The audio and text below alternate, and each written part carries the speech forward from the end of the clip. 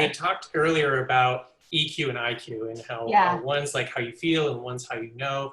And I'm just wondering, those seem to be very kind of disparate things. And so I'm wondering, like, how would you recommend that if, so when I work with people quite often, someone will be very much in tune with their feelings, but they're not so cerebral, and then others are the complete opposite, and they're very much in their head and they're not really in tune with their feelings. So it seems to me that EQ and IQ could kind of butt heads or be in opposition. So totally, how do you try to integrate those two halves, not only even in like one person, but like in a company or in a team? Because quite often if you have, especially a small team of like 10 people, you're probably going to have a couple that gravitate to one and a couple that gravitate to the other. Yeah, exactly. And, it's interesting.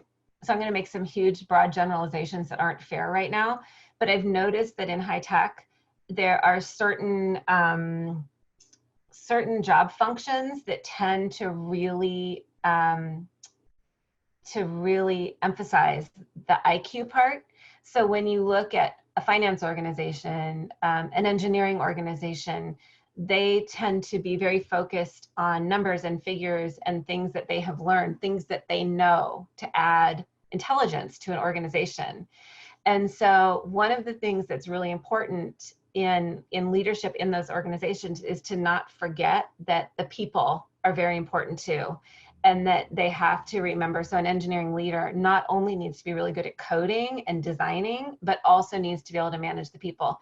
And likewise, I work with people in HR. So in HR functions like recruiting or, doing talent assessment, or HR functions where is HR business partners, where they're naturally inclined to want to work with people and more that emotional side. And so they have to remember that they do need to use data in order to influence. They need to use that IQ side in order to be more balanced.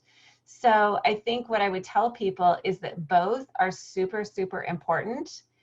But it's interesting. I think there's a lot of studies that show that EQ is actually what gets you farther, is, that being emotionally intelligent and having the awareness emotionally.